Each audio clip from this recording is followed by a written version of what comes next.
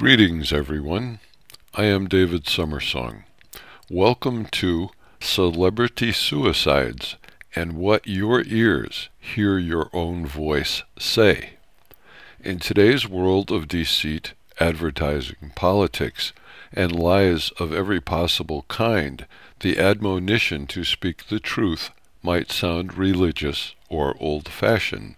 Numerous people are involved in lie detection, with many different techniques, ideologies, and purposes. The real truth is that you can only know the truth by how it feels. If you look retrospectively in your life, something in those moments that seemed like a good idea at the time, but weren't, gave you a subtle twinge or suggestion that had you heeded it would have saved you pain. The point here is that everything is energy, and the laws of physics are constant. There can be no such thing as actual secrecy, because the inner always demonstrates the outer. We are built to trust ourselves. What we say when we open our mouth and words come out programs our subconscious.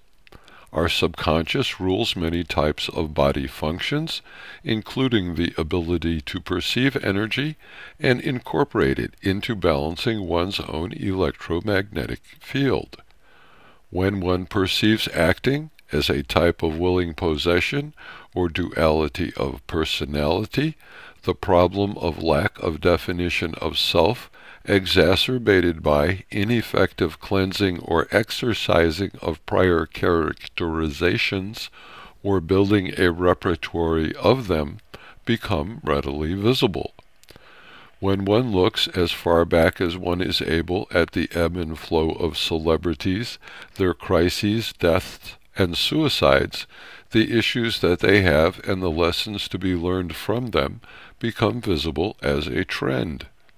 What passes for civilization today is built on duplicity and empty, meaningless words recited by persons who are exchanging their opportunity to gather life force by speaking ultimate truth for attention, power, or gratification. As the speed of the vibration of life on Earth continues to increase, the difference between those who vibrate in harmony with truth and those who do not becomes more obvious in many different ways. The unfortunate catch-22, another phrase made popular by an actor with some electromagnetic issues, is that a person's subconscious will not differentiate effectively between the real intent of things they say when emotional electromagnetic energy is involved. The sweetest and most well-meaning person is haunted by the ghosts of their various voices, identities, and words, which are really fragmented parts of society caught inside of themselves. From my experiential base, I can truly empathize with broken, tortured souls. The entire reason that I do talks, write things, and see clients is because I care about the common global vibration and see it as adjustable if enough persons become aware of how they are participating in holding the status quo in place through believing in self-limitation. Enormous research has been done on humor and laughter. From my point of view, most humor, directly or indirectly, is based on pain or the denial of it. From ancient times, what passed for humor was based on the irony of living life and the pain of living it from the limited point of view that we have been taught. The self-imposed limitations, which keep one safely within the flock, are really oaths of allegiance to the dark side. The very few actors who have managed to hold on to their personal intrinsic character by being lucky enough to say good and uplifting things have demonstrated themselves differently in life than many of the others who have not had that experience. Let us see where words have led us in our lives. Can you imagine yourself as a tender child whose deepest view of life, of the world, of the universe, and of appropriate behavior will be the words that you whisper or scream into your own ear with your own voice. I am not going to suggest that you speak total truth in your life, just that you remember the most innocent part of you is listening to your every word and forming itself around what it hears you say. Consider the potentiality and the vividness of your own personal life if you begin to deliberately program your subconscious with courageous words of freedom, compassion, and personal responsibility. In memoriam of someone whose behavior may have brought you momentary respite from the pain and sadness of living the life that you have been taught that you are limited to, become free, brilliant, and beautiful. Become the unique flower that you are in limitless creation and blossom powerfully and beautifully by speaking your truth and being accountable for it.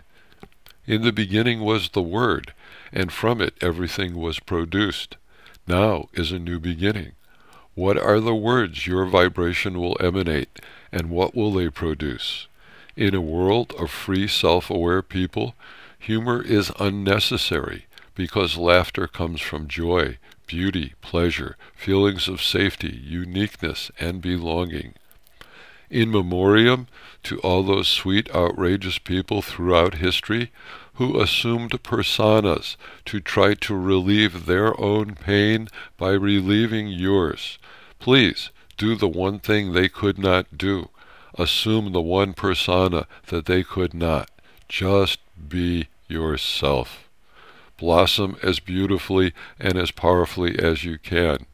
Make your statement in existence an exquisite flower in the garden of the loved and fallen.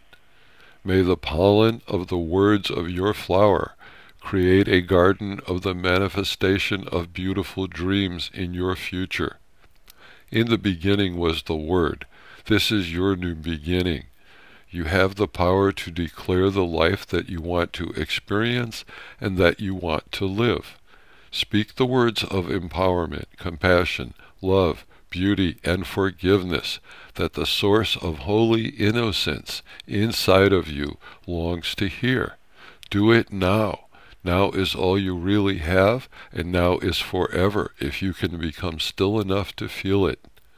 When you understand the depth of the statement, experience had to be had for understanding to occur, then the laughter of true boundless joy will wash through and over you, and all will be healed and experienced as worthwhile, because as a species we have finally evolved. Speak the words of your own evolution, and you evolve the world, one singing, living rainbow, raindrop at a time.